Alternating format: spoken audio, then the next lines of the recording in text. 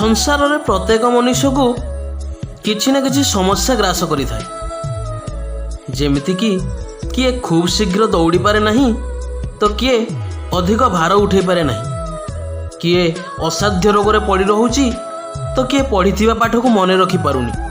एमती अनेक उदाहरण आहुरी भी अच्छी कि आपण माने एमती के व्यक्ति को जानिछंती जे कि निज जीवन में सब किछि पाई सारिछि, आउ आमे जीवन में सही गोटे दुर्बलता को जीवन केन्द्र करी बंचुछे।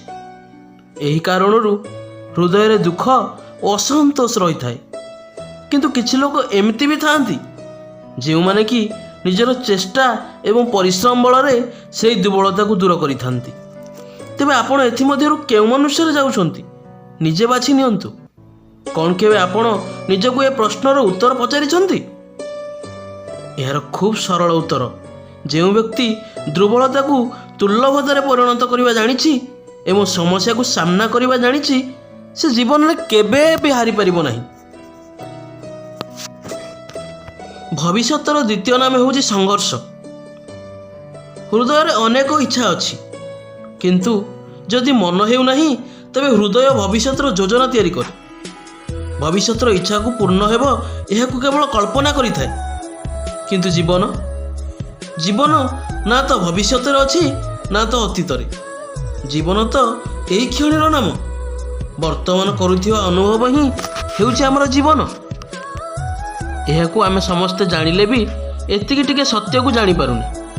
आमे केवल अतीत रे घटिथिबा घटनावली को नहीं चिंतित रहूचे या तो आसुथिबा भविष्यत पई केवल योजना ही तैयारी करूचे। आ जीवन जीवन बीती चलुछि। गोटे सत्य को जदि आमे हृदय रे ग्रहण करि नेबा कि ना आमे भविष्य तो देखि परिबानी कि भविष्य तो निर्माण करि परिबा नहीं, आमे तो केवल भविष्य को स्वागत करि परिबा। ज्ञान प्राप्ति सर्वदा समर्पण रे होई थाए, यह आमे समस्ते जानिछे। किंतु समर्पणर वास्तव महत्व कौन कौन आमे केबे याकू विचार करिछे? मनुष्यर मन सर्वदा ज्ञान प्राप्तिर इच्छा बाधा प्राप्ति करिथाए।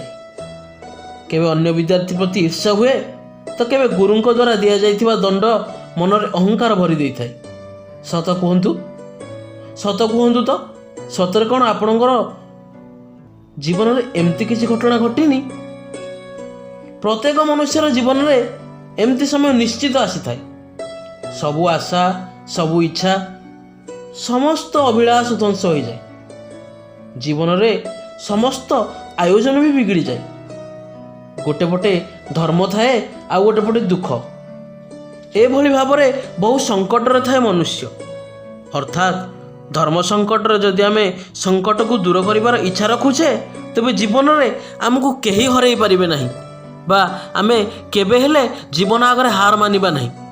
यह तो ही कह जाए आमर प्रकृत जीवन। ना जीवन अतीत रे अछि ना भविष्यत रे। एही क्षण रे बंचुथिबा जीवन को ही आमे प्रकृत जीवनर महत्व बोली कहिबा। धन्यवाद।